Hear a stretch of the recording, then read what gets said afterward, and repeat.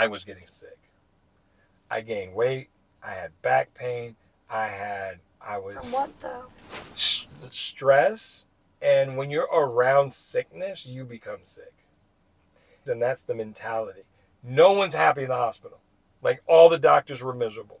The nurses were overworked. A lot of times, the nurses, they don't drink water all day. You know why? Because they don't have time to go to the bathroom. It's a sick environment. And I was getting sick. The stress of it all, not taking care of myself. I stepped away from the hospital and I went on like a whole spiritual journey where I did all this personal development about 1 year. I remember I was in India and we were doing this meditation. We did a lot of meditations. That was painful. I never just sat quietly. Like it was hard for me to do. I was doing this meditation, and this meditation was where you had to forgive your parents for whatever. Because a lot of people, they have trauma because of their parents. Not that their parents were horrible parents or whatever, but you just develop these things that you carry with you in your life, right? So I was close to both my mom and my dad. I didn't have any issues, right? I'm like, I don't have anything to forgive my mom about. I don't have anything to forgive my dad about. There were other people around me. They were going through it too. And they were like wailing, crying, like wailing. And I'm looking around. I'm like, man, they must have got their butt beat like all the time. Like they must have been abused. And I'm like, all right, focus, concentrate. Let me just do the process. I went through. I was like, okay, mom, I forgive you for whatever you did. I don't know that you did, but I forgive you anyway, and da da da, whatever.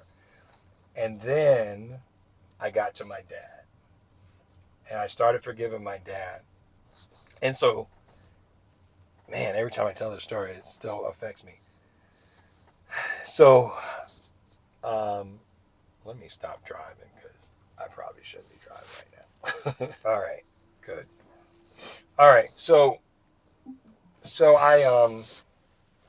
where was I? All right, I was forgiving my dad, and oh man, it was the craziest thing because I'm like, I forgive you, Dad. I'm not sure what I'm forgiving you for, whatever. But as I'm going through the process, something started like coming up in me, and I just started crying, uncontrollably crying, right? And I grew up, oh, men doesn't cry.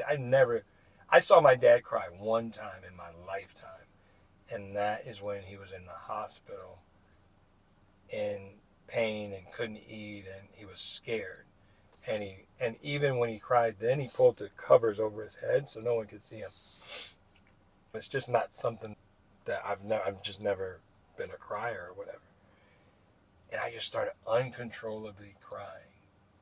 And what I realized was I had to forgive my dad. I had to forgive my dad for leaving. And it doesn't make sense.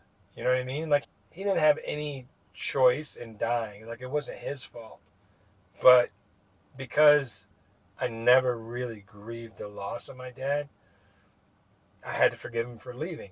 And then I had to forgive myself for just bearing my promise with him.